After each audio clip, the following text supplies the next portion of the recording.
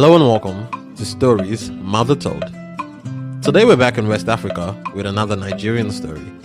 So sit back, relax, and enjoy. Let me take you back to Africa.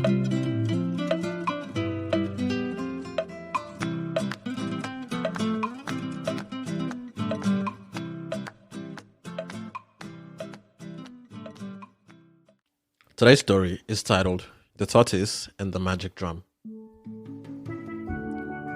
Once upon a time, there lived a king who owned a magic drum. Some said his drum was the secret to the peace that filled his land, because whenever the king beat upon the drum, marvelous food and drinks appeared.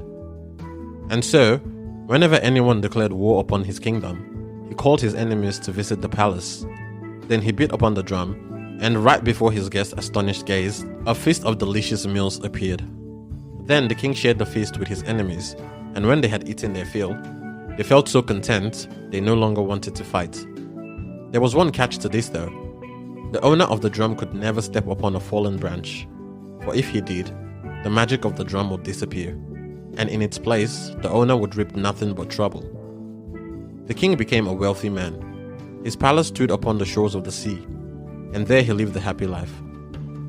Often, he invited everyone in the land to attend a feast, for he was a very generous man. He included all the animals in these joyful parties too, for in those days, the people and the animals lived in peace. Elephants, leopards, antelopes, zebras, giraffes, and even baboons all loved their king, and everyone spoke well of him. As more and more attended the king's lavish parties, word spread around the country about the king's magical drum. Most were pleased, but some envied the king, and everyone knows envy can be poisonous.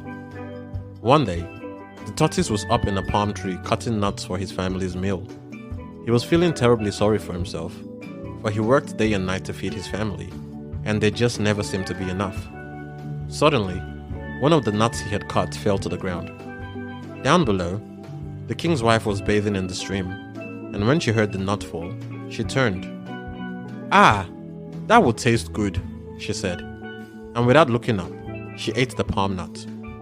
Now, when the tortoise climbed down from the tree and saw the king's wife, he bowed his head. Excuse me," he asked. "Have you seen a palm nut here? One of mine dropped to the ground." "Why, yes," she said. "I ate it. I did not know it belonged to you." Now the tortoise had long envied the king's drum, and this gave him an idea. "Dear lady," he said, "I climbed that tree to get food for my family. We are awfully poor, and I work hard, but now you have stolen our food. I'm afraid I must report you to the king as a thief." Theft was a serious crime, one of the worst. The king's wife quickly explained that she was married to the king, and if the tortoise wished to make a complaint, she would take him to the palace. She never meant to harm the tortoise, she said. And so, they walked together to the palace, and when the tortoise told the king what had happened, the king said, "We are sincerely sorry. Please, let me pay for your loss. What would you like? Coins, clothes, oil, beans." "What will I do with coins?" the tortoise asked. "And clothing is something no tortoise requires. I do not like oil or beans," he snapped. "You may have whatever you wish. Only name it," the king said. The tortoise pretended to think. All afternoon he wandered around the palace, looking at this, lifting that, tasting, touching and sniffing everything. And at long last, as the sun was setting, he looked at the king's drum. "There, I'll take that drum," he said. By now, the king was tired of the tortoise, so he gave him the drum. But he didn't tell the tortoise about what would happen if he walked over his stick on the road. Overjoyed, the tortoise hurried home with the drum. I'm rich, he cried. And his family was pleased to hear that they would never go hungry again. "Show us how it works," his children begged. The tortoise began to beat the drum, and a feast appeared before his family's eyes.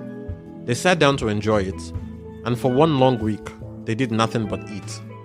The tortoise was so proud of his drum that he sent invitations to everyone in the forest to attend the feast.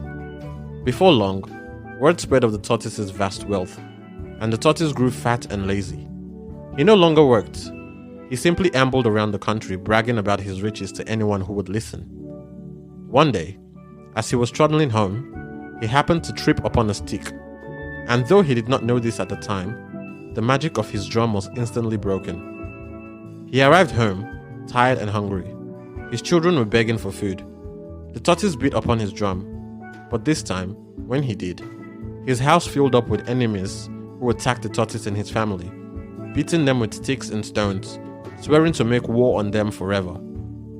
The tortoise was terrified, so he gathered his family together and fled from the house. Together, they hurried to the riverbank, where they hid beneath mud and grass and prickly palms, and there they have lived ever since, eating only fallen fruits and snails and slugs, millipedes and grass. That's all for today, guys. Thank you so much for listening. As usual, please do not forget to rate and review the podcast on iTunes and any other platforms that you do listen on, as this really helps the podcast. If there are any stories you would like to listen to, send me an email at storiesmothertold@gmail.com or on Instagram at storiesmothertold. Share the podcast with a friend, and do not forget to subscribe so you do not miss an episode. Also, for all your kids' Black history needs, check out tontimo.com, and if you're interested in scary African folktales, check out the podcast African Horror Stories. Until next week, see ya!